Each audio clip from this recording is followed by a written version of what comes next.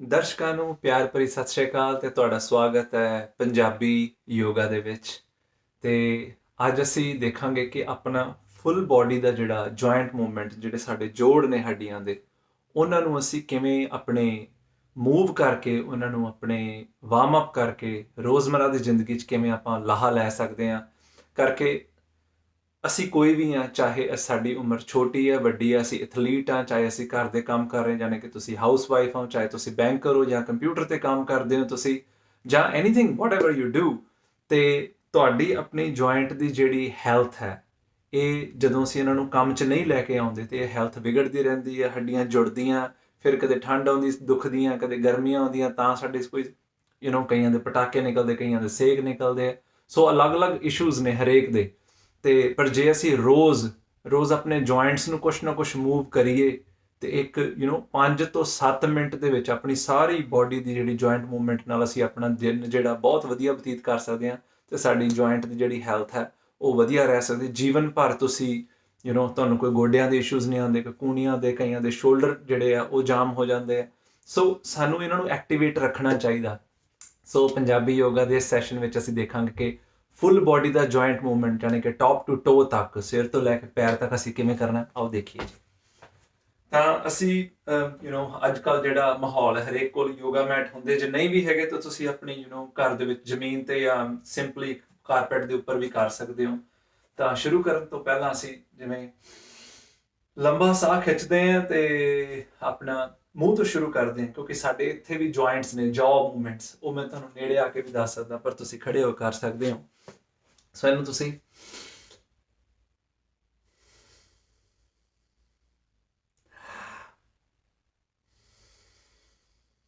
ਆਪਣੀ ਜਿਹੜੀਆਂ ਇੱਥੇ ਹੱਡੀਆਂ, ਇਹਨਾਂ ਨੂੰ ਐਕਸਪੈਂਡ ਕਰਨਾ ਤੇ ਫਿਰ ਕੰਟਰੈਕਟ ਕਰਨਾ, ਐਕਸਪੈਂਡ ਕਰਨਾ ਤੇ ਕੰਟਰੈਕਟ ਕਰਨਾ, ਇਹ ਦੇਖਣੀ ਆਪਾਂ ਖੜੇ ਹੋ ਕੇ ਕਰਦੇ ਹਾਂ।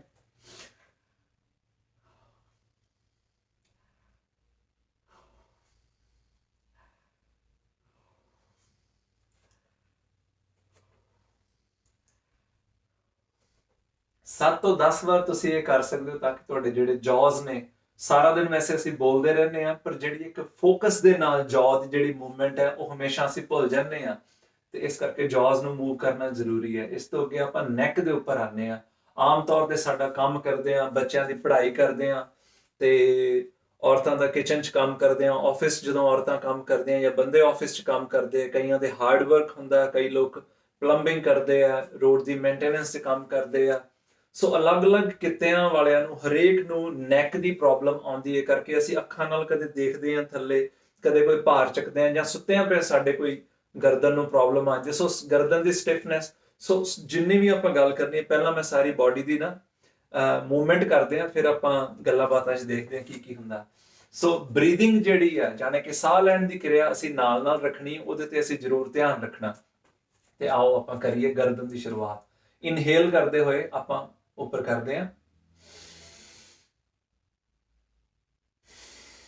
ਐਕਸੇਲ, ਇਨਹੇਲ,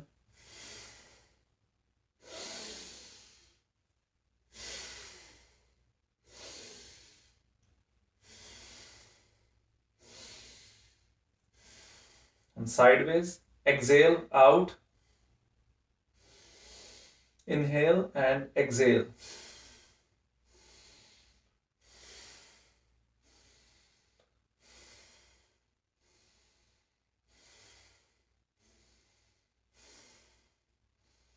ਸੋ ਧਿਆਨ ਰੱਖਣਾ, ਜਦੋਂ ਵੀ ਅਸੀਂ ਗਰਦਨ ਨੂੰ ਜਾਂ ਕੋਈ ਵੀ ਆਪਣੀ ਮੂਵਮੈਂਟ ਕਰਦੇ ਹਾਂ, ਹਮੇਸ਼ਾ ਆਪਣੀ ਜਿਹੜੀ ਸਮਾਈਲ ਹੈ, ਮੁਸਕਰਾਉਂਦੇ ਰਹੋ। ਆਪਣਾ ਧਿਆਨ ਰੱਖੋ ਕਿ ਤੁਸੀਂ ਖੁਸ਼ ਰਹਿਣ ਵਾਸਤੇ ਆਏ ਹੋ ਤੇ ਖੁਸ਼ੀ ਹਮੇਸ਼ਾ ਕਾਇਮ ਰੱਖਣੀ ਆਪਾਂ। ਸੋ ਐਕਸੇਲ,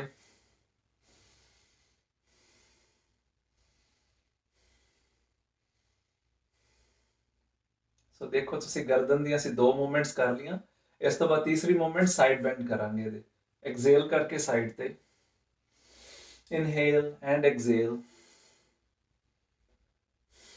exhale, inhale and bend and bend and bend and bend.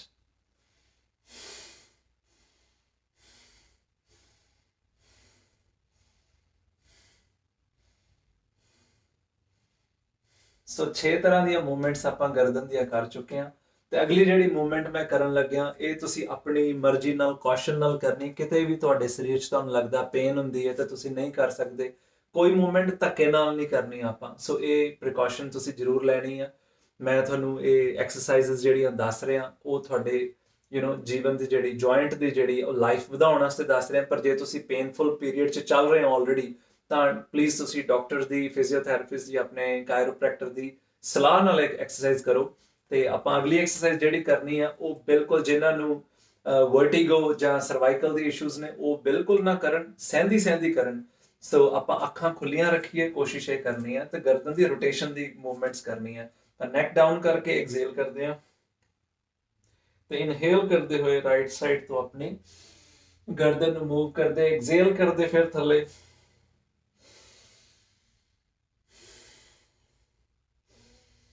Anti clockwise अपनी गर्दन ਨੂੰ घुमा ਰਹੇ ਆਪਾਂ। ਐਕਸੇਲ ਕਰਕੇ ਨੀਚੇ, ਇਨਹੇਲ ਕਰਦੇ ਉੱਪਰ, ਇਨਹੇਲ ਐਕਸੇਲ, ਇਨਹੇਲ ਐਕਸੇਲ। ਇੱਥੇ ਆ ਕੇ ਰੁਕੋ ਤੇ ਫਿਰ ਇਨਹੇਲ ਕਰਦੇ ਕਲॉकवाइज मूवमेंट, ਐਕਸੇਲ। ਪੂਰੀ ਤਰ੍ਹਾਂ ਸਟ੍ਰੈਚ ਨੂੰ ਫੀਲ ਕਰਨਾ ਗਰਦਨ ਚ ਆਪਣੀ, ਤਾਂ ਕਿ ਜਿਹਨੂੰ ਅੱਜ ਅਸੀਂ ਗਰਦਨ ਕਰਨ ਕਹਿੰਦੇ ਆ, ਪੁਰਾਣੇ ਟਾਈਮ ਚ ਇਹਨੂੰ ਧੌਣ ਵੀ ਕਿਹਾ ਜਾਂਦਾ ਸੀ। ਵੀ ਧੌਣ ਦੀ ਜਿਹੜੀ ਆਪਣੀ ਫਲੈਕਸੀਬਿਲਿਟੀ ਹੈ, ਇਹਦੀ ਲਚੀਲਾਪਨ ਹੈ ਬਣਿਆ ਰਵੇ। ਤੁਹਾਡੀ ਗਰਦਨ ਹੈ ਜਿਹੜੀ ਕੰਮ ਕਰਦੇ ਆ, ਜਿਹੜੀ ਉਹਦੀ ਸਟਿਫਨੈਸ ਹੈ ਉਹ ਸਟਿਫਨੈਸ ਠੀਕ ਹੋ ਸਕੇ। ਸੋ I feel my neck is all sound and solid to go ahead ਕਿ ਮੈਂ ਇਸ ਤੋਂ ਬਾਅਦ ਕੋਈ ਹੋਰ ਵੀ ਯੋਗਾ ਦੇ ਆਸਨ ਕਰਨੇ ਆ ਜਾਂ ਆਪਣਾ ਦਿਨ ਦੀ ਸ਼ੁਰੂਆਤ ਕਰਨੀ, ਕੁਝ ਵੀ ਆਪਾਂ ਕੰਮ ਕਰਨੇ ਗਰਦਨ ਦੀ ਸਾਨੂੰ ਡਰਾਈਵਿੰਗ ਤੋਂ ਲੈ ਕੇ ਆਫਿਸ ਪਹੁੰਚਣ ਤੱਕ, ਘਰੇ ਸੌਣ ਤੱਕ ਜ਼ਰੂਰਤ ਰਹਿੰਦੀ ਕਿ ਗਰਦਨ ਆਪਣੀ ਰੈਸਟ ਤੇ ਰਵੇ। ਸਾਰਾ ਦਿਨ ਅਸੀਂ ਮੋਬਾਈਲ ਤੱਕਦੇ ਆ ਤੇ ਗਰਦਨ ਹੋਰ ਥੱਕਦੀ ਆ। ਸੋ ਅੱਗੋਂ ਆਪਾਂ ਕਰਦੇ ਆ ਜੀ ਹੁਣ ਸ਼ੋਲਡਰ ਦੀਆਂ ਮੂਵਮੈਂਟਸ। ਇਹ ਵੀ ਇਨਹੇਲ ਤੇ ਐਕਸੇਲ ਨਾਲ ਪਹਿਲਾਂ ਆਪਾਂ ਦੇਖਦੇ ਆ ਆਪਾਂ ਕਿਵੇਂ ਕਰਨਾ। ਸੋ ਇਹਨਾਂ ਨੂੰ ਆਪਣੇ ਜਿਹੜੀਆਂ ਕੂਣੀਆਂ ਨੂੰ ਜੋੜ ਕੇ ਤੇ ਇੱਕ ਤਰਫ ਆਪਾਂ inhale and exhale, inhale and exhale, inhale and exhale. ਆਪਾਂ ਕੂਣੀ ਟੱਚ ਕਰਦੇ ਹੋਏ ਪਿੱਛੇ ਜਾਣਾ। ਪੂਰੀ ਸਟ੍ਰੈਚ ਨੂੰ ਫੀਲ ਕਰੋ ਜਿੰਨਾ ਤੁਸੀਂ ਜਾ ਸਕਦੇ ਹੋ। ਸਾਰਿਆਂ ਦੀ ਕੂਣੀਆਂ ਜੁੜਦੀਆਂ ਵੀ ਨਹੀਂ ਤੇ ਸਾਰਿਆਂ ਦੇ ਆਪਣੇ ਆਪਣੀ ਫਲੈਕਸੀਬਿਲਿਟੀ ਦੇ ਹਿਸਾਬ ਨਾਲ ਜੁਆਇੰਟਸ ਦੀ ਜਿਹੜੀ ਓਪਨਿੰਗ ਹੁੰਦੀ ਹੈ ਤੁਸੀਂ ਇਹ ਕਰ ਲੈਣਾ। 5 ਤੋਂ 10 ਵਾਰੀ ਤੁਸੀਂ ਆਪਣੀ ਸਟਾਰਟਅਪ ਦੇ ਬਿਗਨਰਸ ਲੈਵਲ ਤੋਂ ਲੈ ਕੇ ਜਿੰਨੀ ਵੀ ਤੁਸੀਂ ਕਰਨੀ ਚਾਹੁੰਦੇ ਹੋ ਵਾਰਮ ਅਪ ਜੁਆਇੰਟਸ ਦੀ, ਉਸ ਹਿਸਾਬ ਨਾਲ ਕਰਨਾ। ਸੋ ਇਹਨੂੰ ਰਿਵਰਸ ਕਰਨਾ ਆਪਾਂ, ਇਨਹੇਲ ਐਕਸੇਲ। ਤੁਸੀਂ ਦੇਖੋ ਇਹਦੇ ਨਾਲ ਸਾਡੀ ਚੈਸਟ ਦੀ ਵੀ ਮੂਵਮੈਂਟ ਹੁੰਦੀ ਹੈ ਤੇ ਸ਼ੋਲਡਰ ਜੁਆਇੰਟਸ ਵੀ ਸਾਡੇ ਮੂਵ ਹੋ ਰਹੇ ਆ।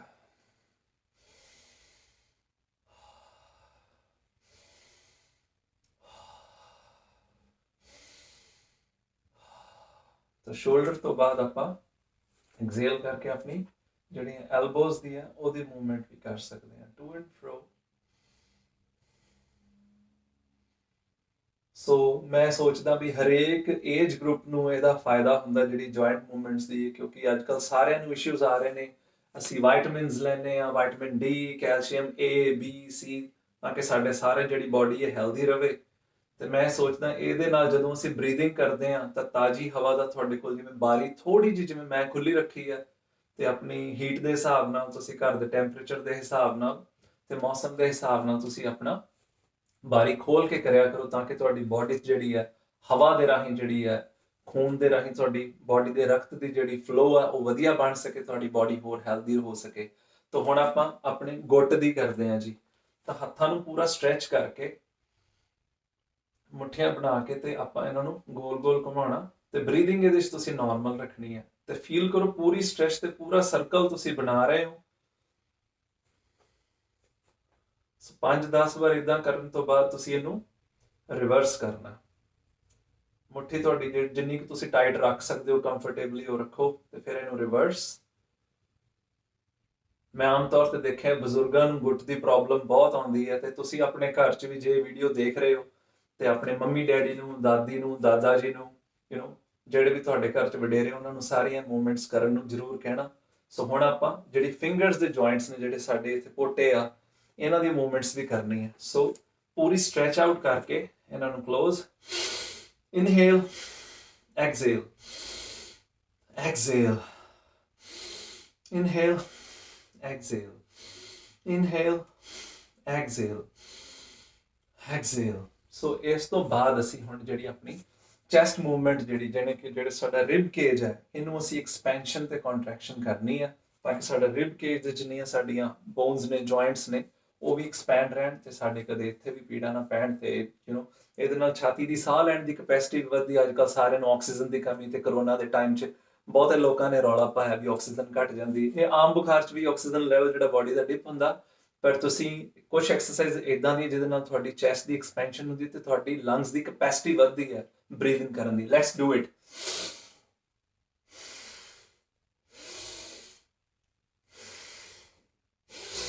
Inhale, exhale, inhale, exhale, inhale, exhale, inhale, exhale, inhale, exhale।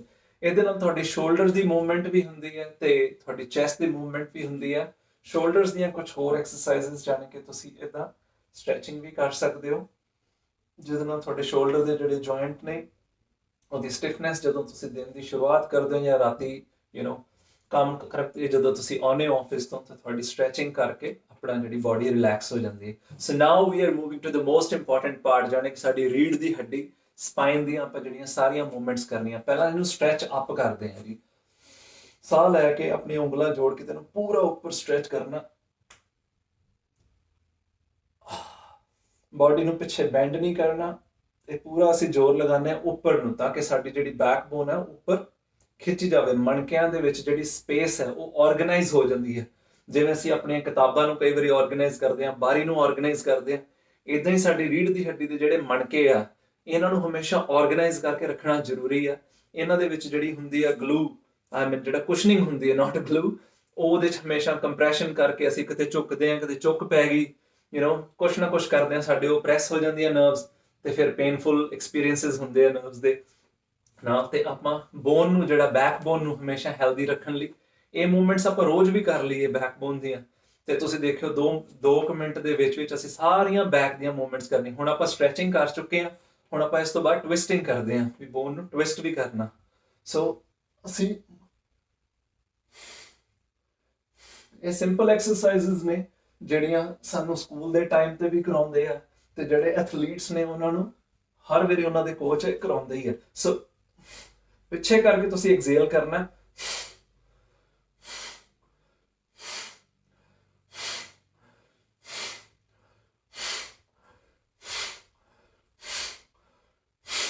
Exercise ਤੁਸੀਂ ਸਪੀਡ ਤੇ ਵੀ ਕਰ ਸਕਦੇ ਹੋ, ਤੇ ਜਦੋਂ ਤੁਸੀਂ ਨੋਜ਼ ਰਾਹੀਂ ਬਰੀਥ ਕਰਦੇ ਹੋ ਤੇ ਤੁਹਾਡੇ ਬਾਡੀ ਦੇ ਜਿਹੜੇ ਟੌਕਸਿਨਸ ਨੇ ਉਹ ਪੂਰੇ ਜ਼ੋਰ ਨਾਲ ਬਾਹਰ ਆਉਂਦੇ ਆ, ਤੇ ਤੁਹਾਡੇ ਸਾਈਨਸ ਦੇ ਜਿਹੜੇ ਪੁਆਇੰਟਸ ਨੇ ਉਹ ਵੀ ਖੁੱਲ ਜਾਂਦੇ, ਤੇ ਤੁਹਾਡੀ ਜਿਹੜੀ ਹੈ ਹੈਡ ਜਿਹੜਾ ਕਲੀਅਰ ਹੁੰਦਾ, ਤੁਹਾਡੀ ਬਰੀਥਿੰਗ ਜਿਹੜੀ ਹੋਰ ਅੱਛੀ ਹੁੰਦੀ ਹੈ, ਨੱਕ ਖੁੱਲ ਜਾਂਦਾ।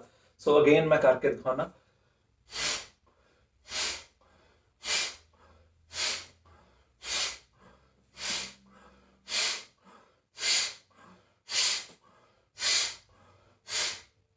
ਸੋ ਕੋਸ਼ਿਸ਼ ਕਰੋ ਤੁਹਾਡਾ ਜਿਹੜਾ ਹੈ ਬੈਲੈਂਸ ਹਮੇਸ਼ਾ ਬਣਿਆ ਰਵੇ।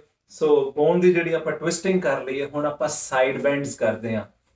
ਸੋ ਆਲਵੇਜ਼ ਆਪਣੀ ਲੱਤਾਂ ਦੇ ਵਿੱਚ ਜਿਹੜਾ ਕੰਫਰਟੇਬਲ ਗੈਪ ਬਣਾ ਕੇ, ਤੇ ਤੁਸੀਂ ਇੱਕ ਹੱਥ ਆਪਣਾ ਇੱਥੇ ਰੱਖੋ ਤੇ ਬਾਹ ਉੱਤੇ ਕਰਕੇ ਦੂਸਰੀ ਐਕਸੇਲ ਕਰਦੇ ਆਪਾਂ ਨੀਚੇ ਆਣਾ, ਇਦਾਂ ਇੱਕ, then the other side 2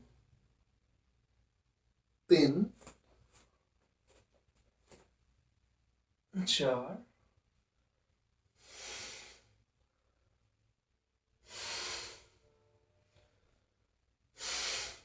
so bending ਕਰਦੇ ਆ, ਜਿਹੜੀ ਤੁਹਾਡੀ ਬੈਕਬੋਨ ਜਿਹਦੀ ਅਸੀਂ ਮਣਕਿਆਂ ਦੀ ਗੱਲ ਕਰਦੇ ਸੀ, ਉਹਨਾਂ 'ਚ ਸਾਈਡ ਤੋਂ ਵੀ ਜਿਹੜੀ ਹੈ ਸਪੇਸ ਆਰਗੇਨਾਈਜ਼ ਹੁੰਦੀ ਹੈ। ਤੁਸੀਂ ਦੇਖੋ ਆਪਣੀ ਜਿਹੜੀ ਇਹ ਬਾਹ ਹੈ ਸਿੱਧੀ ਰੱਖਣੀ ਹੈ, ਤੇ ਜਿਹੜੇ ਡੌਲੇ ਆ ਤੁਹਾਡੇ ਕੰਨ ਦੇ ਕੋਲ ਰੱਖਣ। ਬਾਹ ਨੂੰ ਬੈਂਡ ਕਰਨ ਦੀ ਜ਼ਰੂਰਤ ਨਹੀਂ, ਇਦਾਂ ਹੱਥ ਜਿਹੜਾ ਉਹ ਨੀਚੇ ਆ, ਉਹਨੂੰ ਐਕਸੇਲ ਕਰਦੇ ਤੁਸੀਂ ਜਾਣਾ ਨੀਚੇ, ਤੇ ਬਾਹ ਸਿੱਧੀ ਰਵੇ, ਉਹਦੇ ਨਾਲ ਤੁਹਾਡੀ ਜਿਹੜੀ ਹੈ ਬੈਂਡ ਅੱਛੀ ਮਿਲਦੀ ਤੁਹਾਨੂੰ।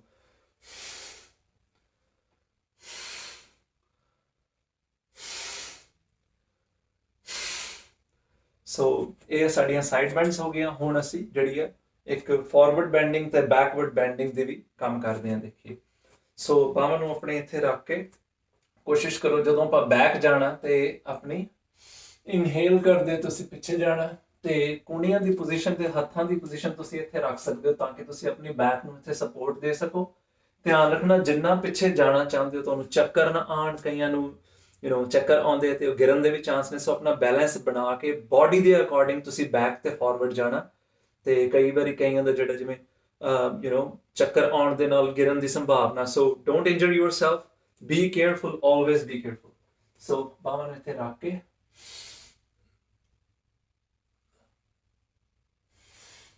ਸੋ ਇਸ ਤਰ੍ਹਾਂ ਅਸੀਂ ਫਾਰਵਰਡ ਤੇ backward bending let's do together.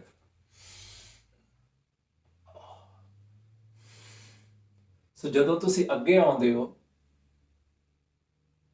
ਤਾਂ ਕਈ ਲੋਕ ਆਪਣਾ ਸਿਰ ਨੀਚੇ ਵੀ ਕਰ ਲੈਂਦੇ, ਉਹਦੀ ਕੋਈ ਖਾਸ ਜ਼ਰੂਰਤ ਨਹੀਂ। ਮੈਂ ਕਹਿੰਦਾ ਜਿਹੜੀ ਤੁਹਾਡੀ ਲੋਅਰ ਬੈਕ ਹੈ ਉਹਨੂੰ ਸਟ੍ਰੇਟ ਰੱਖ ਕੇ ਲਾਈਕ ਇਦਾਂ ਝੁਕੋ ਤੇ ਆਪਣੀ ਗਰਦਨ ਜਿਹੜੀ ਹੈ ਅੱਗੇ ਰੱਖੋ ਤਾਂ ਕਿ ਜਿਹੜਾ ਤੁਹਾਡੇ ਇੱਥੇ ਕਰਵ ਨਾ ਬਣੇ, ਕੁੱਬ ਜਿਹਾ ਨਾ ਬਣੇ, ਤਾਂ ਤੁਹਾਡੀ ਬੈਕ ਦੀ ਜਿਹੜੀ ਸਟ੍ਰੈਚਿੰਗ ਅੱਛੀ ਹੁੰਦੀ ਹੈ।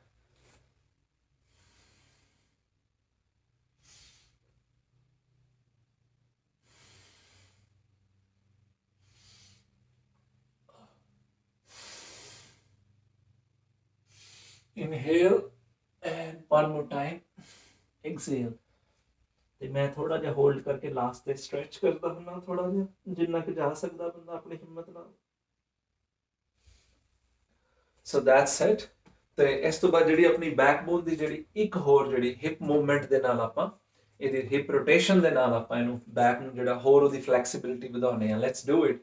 ਤਾਂ ਇਹਦੇ ਚ ਇੰਨਾ ਹੀ ਹੈ ਕਿ ਆਪਾਂ ਖੜੇ ਹੋ ਕੇ ਆਪਣੀਆਂ ਲੱਤਾਂ ਨੂੰ ਸਿੱਧਾ ਰੱਖਣਾ, ਗੋਡੇ ਨਾ ਮੁੜਨ ਤੇ and we just rotate our hip like this.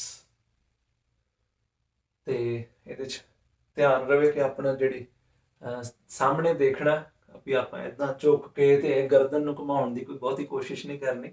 Simply rotate your hips ਤੇ ਇਹਦੇ ਨਾਲ ਤੁਹਾਡੇ ਹਿਪ ਜੁਆਇੰਟਸ ਨੇ ਉਹ ਵੀ ਇੰਪਰੂਵ ਹੁੰਦੇ ਆ ਤੇ ਜਿਹੜੀ ਬੈਕਬੋਨ ਲੋਅਰ ਬੈਕ ਦੀਆਂ ਜਿਹੜੀਆਂ ਪੇਨਸ ਨੇ ਉਹਨਾਂ ਤੋਂ ਰਿਲੀਫ ਮਿਲਦਾ। ਤਾਂ ਤੁਸੀਂ ਦੇਖ ਰਹੇ ਹੋ ਕਿ ਅਸੀਂ ਟੌਪ ਤੋਂ ਲੈ ਕੇ ਹੁਣ ਬਾਟਮ ਤੱਕ ਪਹੁੰਚ ਰਹੇ ਹਾਂ। ਸਪਾਈਨ ਤੋਂ ਬਾਅਦ ਅਸੀਂ ਜਾਵਾਂਗੇ ਹਿਪ ਦੇ ਜਿਹੜੇ ਗਰਡਰਸ ਨੇ ਇਹਦੀ ਮੂਵਮੈਂਟ ਕਰਾਂਗੇ। ਨਾਓ ਇੱਥੋਂ ਰੋਟੇਟ ਕਰਨਾ back reverse. Exhale, inhale, exhale, inhale, exhale, inhale, exhale, inhale, exhale। ਤਾਂ ਇਸ ਮੂਵਮੈਂਟ ਤੋਂ ਬਾਅਦ ਯੂ ਵਿਲ ਫੀਲ ਰਿਲੈਕਸ ਵੀ ਤੁਹਾਡੀ ਬੈਕਬੋਨ ਹੈ ਜਿਹੜੀ ਰੀੜ੍ਹ ਦੀ ਹੱਡੀ ਥੋੜੀ ਤਰੋਤਾਜ਼ਾ ਜਿਹੀ ਹੋ ਜਾਂਦੀ ਹੈ। ਯੂ ਫੀਲ ਕਿ ਹਾਂ ਵੀ ਹੋਰ ਭਾਰ ਚੱਕਣ ਦੇ, ਤੁਰਨ ਦੇ ਤੁਹਾਨੂੰ ਇਹ ਸਾਰੀ ਹੈਲਪਫੁਲ ਹੁੰਦੀ ਹੈ। ਜੋਗਰਸ ਨੂੰ ਵੀ ਹੈਲਪ ਕਰਦੀ ਆ, ਜਿਹੜੇ ਸਕਿਪਿੰਗ ਕਰਦੇ ਉਹਨਾਂ ਨੂੰ ਵੀ ਹੈਲਪ ਕਰਦੀ। ਕਈਆਂ ਨੂੰ ਘਰਾਂ 'ਚ ਕੰਮ ਕਰਦੇ ਆ ਔਰਤਾਂ ਨੂੰ, ਬੰਦਿਆਂ ਨੂੰ ਕੋਈ ਨਾ ਕੋਈ ਭਾਰ ਚੁੱਕਣਾ ਪੈਂਦਾ, ਕਦੇ ਕੋਈ ਟੂਲ ਕਿਟ ਚੱਕਣੀ ਹੈ, ਕਦੇ ਕੋਈ ਸੂਟਕੇਸ ਚੱਕਣਾ ਜਾਂ ਕੋਈ ਹੋਰ ਲੱਗੇ ਜਾਂ ਆਪਾਂ ਸਮਾਨ ਲੈ ਕੇ ਆਉਂਦੇ ਆ, ਗਰੋਸਰੀ ਕਰਕੇ ਆਉਂਦੇ, ਤਾਂ ਸਾਰੀਆਂ ਚੀਜ਼ਾਂ ਚੁੱਕਦੇ ਆ। ਤੁਹਾਡੀ ਬੈਕ ਦੇ ਉੱਤੇ ਪਹਿਲਾਂ ਸਟ੍ਰੈਸ ਪੈਂਦਾ ਤੇ ਸਾਰੀ ਬਾਡੀ ਜਿਹੜੀ ਹੈ ਜਦੋਂ ਤੁਹਾਡੇ ਜੁਆਇੰਟਸ ਐਕਟਿਵ ਹੁੰਦੇ ਆ ਤਾਂ ਤੁਹਾਨੂੰ ਇਸ ਚੀਜ਼ਾਂ ਦਾ ਫਾਇਦਾ ਹੁੰਦਾ ਤੇ ਜੁਆਇੰਟਸ ਪੇਨ ਨਹੀਂ ਹੁੰਦੀ। ਸੋ ਹੁਣ ਇਸ ਏਰੀਆ ਦੇ ਜਿਹੜੇ ਜੁਆਇੰਟ ਨੇ ਇੱਥੇ ਮੋਟੇ ਉਹਨਾਂ ਦੇ ਉੱਤੇ ਫੋਕਸ ਕਰੀਏ। Inhale,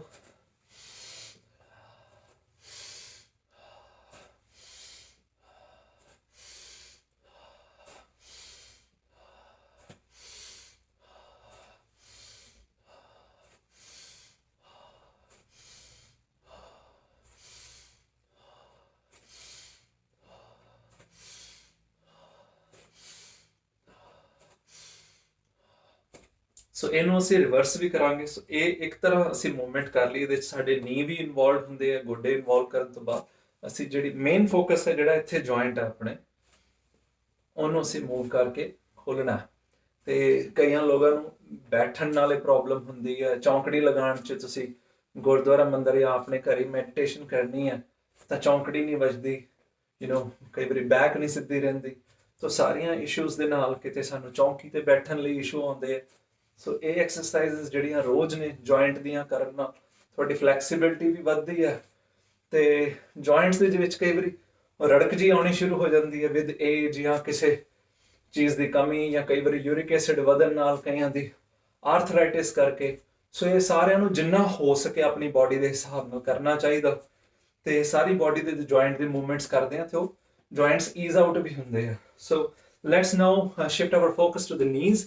ਤੋਂ ਗੋਡਿਆਂ ਤੇ ਸਾਡਾ ਅੱਜ ਕੱਲ ਪੰਜਾਬੀ ਭੈਣਾਂ ਦਾ, ਮਾਵਾਂ ਦਾ ਤੇ ਬੰਦਿਆਂ ਦਾ, ਸਾਰਿਆਂ ਦਾ ਬਹੁਤ ਪ੍ਰਭਾਵ ਚੱਲ ਰਿਹਾ ਹੈ ਗੋਡੇ ਨਵੇਂ ਪਾਉਣ ਦੀ ਜਿਹੜੀ ਲਹਿਰ ਚੱਲੀ ਹੋਈ ਪੰਜਾਬ ਦੇ ਵਿੱਚ। ਤਾਂ ਸੋ ਗੋਡਿਆਂ ਨੂੰ ਆਪਾਂ ਜੇ ਰਾਈਟ ਏਜ ਤੋਂ ਹੀ ਉਹਦੇ ਤੇ ਕੰਮ ਕਰੀਏ ਤੇ ਉਹਨੂੰ ਐਕਸਰਸਾਈਜ਼ 'ਚ ਲਿਆਈਏ, ਕਈ ਵਾਰੀ ਸਾਡੀ ਖੁਰਾਕ 'ਚ ਢਿੱਲ ਹੁੰਦੀ, ਕਈ ਵਾਰੀ ਵਰਜਿਸ਼ 'ਚ ਵੀ ਹੁੰਦੀ ਹੈ। ਸੋ ਆਪਾਂ ਥੋੜਾ ਜਿਹਾ ਬੈਂਡ ਕਰਕੇ ਇੱਥੇ ਸੌਫਟਲੀ ਹੱਥ ਰੱਖਣੇ ਆ। ਤੇ ਕਈ ਵਾਰੀ ਗੋਡਿਆਂ 'ਚ ਤੁਹਾਨੂੰ ਪਟਾਕਿਆਂ ਦੀਆਂ ਆਵਾਜ਼ਾਂ ਆਉਂਦੀਆਂ, ਵਿਚ ਇਜ਼ ਨਾਰਮਲ, ਕੋਈ ਘਬਰਾਉਣ ਵਾਲੀ ਗੱਲ ਨਹੀਂ ਹੈ। ਤੇ ਜਿੰਨਾ ਜਿੰਨਾ ਤੁਹਾਡਾ ਸਰੀਰ ਸਹਿੰਦਾ ਉਸ ਹਿਸਾਬ ਨਾਲ ਤੁਸੀਂ ਨੀਚੇ ਜਾਣਾ। ਤੇ ਗੋਡੇ ਹੁਣ ਮੇਰੇ ਵੀ ਖੁੱਲਦੇ ਪਏ, ਵਿੱਚੋਂ ਕੜਕ ਕੜਕ ਦੀਆਂ ਆਵਾਜ਼ਾਂ ਆਉਂਦੀਆਂ। So this is okay to go, ਕੋਈ ਪ੍ਰੋਬਲਮ ਨਹੀਂ ਹੈ ਇਹਦੇ 'ਚ। ਇੱਕ ਵਾਰੀ ਆਉਣ ਜਾਂ 10 ਵਾਰੀ ਆਏ, ਪਰ ਤੁਹਾਡੇ ਐਕਸਰਸਾਈਜ਼ ਕਰਨ ਦੇ ਨਾਲ ਗੋਡੇ ਜਿਹੜੇ ਆਪਾਂ ਕਹਿੰਦੇ ਹਾਂ ਰਵਾਂ ਹੁੰਦੇ ਆ, ਸੋ ਇਹਦੇ 'ਚ ਜਿਹੜੀ ਗਰੀਸ ਹੈ ਐਕਟਿਵ ਰਹਿੰਦੀ ਹੈ। ਤੇ ਨਹੀਂ ਤਾਂ ਅਸੀਂ ਬਹਿ ਬਹਿ ਕੇ ਗਰੀਸ ਉਵੇਂ ਹੀ ਪਈ ਰਹਿੰਦੀ, ਹਿਲਜੁਲ ਨਹੀਂ ਹੁੰਦੀ, ਤੁਰਦੇ ਨਹੀਂ, ਵਰਜਿਸ਼ ਨਹੀਂ ਕਰਦੇ। So this is all focus kind of exercises. ਇੱਦਾਂ ਹੀ ਹੁਣ ਰਿਵਰਸ ਕਰਦੇ ਹਾਂ। ਸੋ ਵੀ ਆਰ ਆਲਮੋਸਟ ਦੇਰ, ਆਪਾਂ ਬਿਲਕੁਲ ਨੇੜੇ ਆ ਚੁੱਕੇ ਹਾਂ। ਗੋਡਿਆਂ ਦੀ ਐਕਸਰਸਾਈਜ਼ ਤੋਂ ਬਾਅਦ ਅਸੀਂ ਹੁਣ ਗਿੱਟਿਆਂ ਤੇ ਪਹੁੰਚਾਂਗੇ। Let's do it.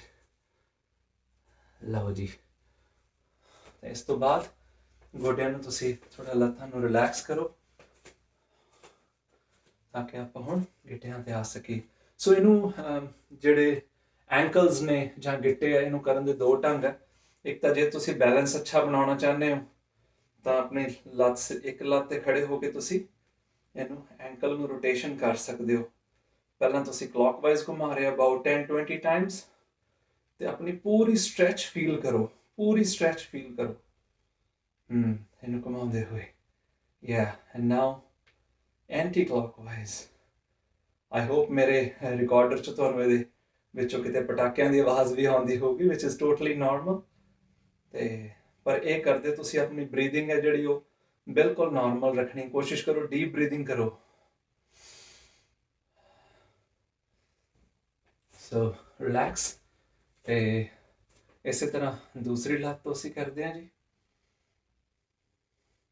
ਮੈਂ ਦੱਸ ਰਿਹਾ ਸੀ ਇਹਨੂੰ ਕਰਨ ਦੇ ਦੋ ਢੰਗ ਨੇ ਗਿੱਟੇ ਨੂੰ। ਜਿਹੜੇ ਇੱਦਾਂ ਬੈਲੈਂਸ ਨਹੀਂ ਵੀ ਬਣਾ ਸਕਦੇ, ਤੁਸੀਂ ਇਹੀ ਐਕਸਰਸਾਈਜ਼ ਲੇਟ ਕੇ ਵੀ ਕਰ ਸਕਦੇ ਹੋ ਸੇਮ, ਕਿਉਂਕਿ ਸਾਡਾ ਮੰਤਵ ਹੈ ਮੇਨਲੀ ਕਿ ਆਪਾਂ ਐਂਕਲ ਦੀ ਰੋਟੇਸ਼ਨ ਕਰਨੀ ਹੈ ਦੋਨੋਂ ਸਾਈਡ। ਤਾਂ ਜੇ ਮੈਂ ਇੱਦਾਂ ਲੇਟ ਜਾਣਾ ਵਾ ਆਪਣੇ ਆਸਨ ਤੇ, it's not a big trouble ਵੀ ਮੈਂ ਲੇਟ ਕੇ ਇਹਨੂੰ ਆਪਣਾ ਘੁਮਾ ਸਕਦਾ, ਕੋਈ ਇਹੋ ਜਿਹੀ ਮੁਸ਼ਕਿਲ ਨਹੀਂ ਹੈ। So it's fairly easy. ਜਿੰਨਾ ਕੋਲੋਂ ਤੁਸੀਂ ਬਹਿ ਕੇ ਵੀ ਕਰ ਸਕਦੇ ਹੋ, ਲੇਟਣ ਦੀ ਵੀ ਜ਼ਰੂਰਤ ਨਹੀਂ ਹੈ। ਸੋ ਤੁਸੀਂ ਆਪਣਾ ਰਾਤ ਨੂੰ ਕਿਤੇ ਟੀਵੀ ਦੇਖ ਰਹੇ ਹੋ ਜਾਂ ਆਪਣੇ ਰੂਮ 'ਚ ਲੇਟੇ ਹੋ, ਆਰਾਮ ਕਰ ਰਹੇ ਹੋ, ਤਾਂ ਇਹ ਕੁਛ ਐਕਸਰਸਾਈਜ਼ਾਂ ਤੁਸੀਂ ਉੱਦਾਂ ਹੀ ਕਰ ਸਕਦੇ ਹੋ। ਤੇ ਹੁਣ ਜਿਹੜੀ ਗਿੱਟਿਆਂ ਤੋਂ ਬਾਅਦ ਵਾਰੀ ਆਉਂਦੀ ਆ ਆਪਣੀ ਉਂਗਲਾਂ ਦੀ, ਇਹ ਬਹੁਤ ਇੰਪੋਰਟੈਂਟ ਹੈ। ਇਹਨਾਂ ਨੂੰ ਹਮੇਸ਼ਾ ਅਸੀਂ ਭੁੱਲ ਜਾਂਦੇ ਹਾਂ। ਸੋ ਕੁਛ ਕੁ ਤਰੀਕੇ ਨੇ। ਇੱਕ ਤਾਂ ਗਿੱਟਿਆਂ ਦੀ ਅਸੀਂ ਐਡੀਸ਼ਨਲ ਜੇ ਕਿਸੇ ਨੇ ਕਰਨੀ, ਸਟਰੈਂਥਨਿੰਗ ਕਰਨੀ ਹੈ, ਤਾਂ ਉਹ ਅੱਡੀਆਂ ਭਾਰ, ਜਿਵੇਂ ਆਪਾਂ ਕਹਿੰਦੇ ਨਾ ਪੱਬਾਂ ਭਾਰ ਹੋ ਜਾਓ, ਜਾਂ ਅੱਡੀਆਂ ਚੱਕ ਕੇ ਆਪਾਂ ਹੀਲਸ ਨੂੰ ਅਪ ਡਾਊਨ ਕਰਦੇ ਹਾਂ ਅਸੀਂ। ਇਹਦੇ ਨਾਲ ਗਿੱਟਿਆਂ ਦੀ ਸਟਰੈਂਥਨਿੰਗ ਵੱਧਦੀ, ਜਾਣੀ ਕਿ ਮਜ਼ਬੂਤੀ ਵੱਧਦੀ ਹੈ। ਜਿਵੇਂ ਆਮ ਲੋਕਾਂ ਨੂੰ ਮੋਚਾਂ ਹੀ ਪੈਂਦੀਆਂ ਰਹਿੰਦੀਆਂ ਵੀ ਮੋਚ ਪੈ ਗਈ, ਇੱਧਰ ਗਿਰ ਗਏ, ਉੱਧਰ ਗਿਰ ਗਏ। ਸੋ ਆਪਣੇ ਜੁਆਇੰਟਸ ਦੀ ਜਿਹੜੀ ਫਲੈਕਸੀਬਿਲਿਟੀ ਵੱਧਦੀ ਆ ਤੇ ਮਸਲਸ ਦੀ ਜਿਹੜੀ ਸਟਰੈਂਥਨਿੰਗ ਹੈ ਉਹ ਬੈਟਰ ਹੋ ਜਾਂਦੀ ਹੈ। So this is a good exercise to strengthen your ankle muscles.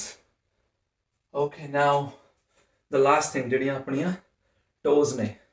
ਸੋ ਜਿਵੇਂ ਅਸੀਂ ਹੱਥਾਂ ਦੀ ਕੀਤੀ ਸੀ ਮੂਵਮੈਂਟ, ਉਵੇਂ ਪੈਰਾਂ ਦੀ ਕਰਨੀ ਹੈ।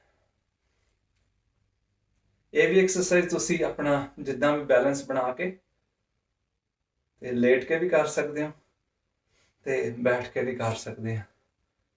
ਤੇ ਉਮੀਦ ਹੈ ਤੁਹਾਨੂੰ ਇਹ ਵੀਡੀਓ ਜਿਹੜੀ ਹੈ ਪਸੰਦ ਆਈ ਹੋਊਗੀ ਤੇ ਤੁਹਾਡੇ ਜੁਆਇੰਟਸ ਬਾਰੇ ਤੁਹਾਡੀ ਕੋਈ ਨੌਲੇਜ ਵਧੀ ਹੋਊਗੀ। ਤੇ ਤੁਸੀਂ, ਕਿਉਂਕਿ ਮੈਂ ਗੱਲਾਂ ਕਰ ਰਿਹਾ ਸੀਗਾ ਨਾਲ ਨਾਲ, ਤੇ ਇਹ ਵੀਡੀਓ ਜਿਹੜੀ ਹੈ ਅਬਾਊਟ 20 ਮਿੰਟਸ ਕ੍ਰਾਸ ਕਰ ਗਈ। ਬਟ ਅਦਰਵਾਈਜ਼ ਮੇਰਾ ਖਿਆਲ ਜੇ ਆਪਾਂ ਬਿਲਕੁਲ ਗੱਲਬਾਤ ਨਾ ਕਰੀਏ ਪੂਰੀ ਸੀਰੀਅਸਨੈਸ ਨਾਲ, ਹਰੇਕ ਜੁਆਇੰਟ ਨੂੰ ਅਸੀਂ 5-5 10-10 ਵਾਰੀ ਵੀ ਕਰੀਏ ਮੂਵ, ਤੇ 7 ਤੋਂ 10 ਮਿੰਟ ਦੇ ਵਿੱਚ ਤੁਸੀਂ ਆਪਣੀ ਫੁੱਲ ਬਾਡੀ ਦੀ ਜੁਆਇੰਟ ਮੂਵਮੈਂਟ ਕਰਕੇ ਆਪਣੀ ਜ਼ਿੰਦਗੀ ਤੁਸੀਂ ਬੈਟਰ ਕਰ ਸਕਦੇ ਹੋ। ਤੇ ਤੁਹਾਡੇ ਜੁਆਇੰਟਸ ਖੁਸ਼ ਤੇ ਤੁਸੀਂ ਖੁਸ਼।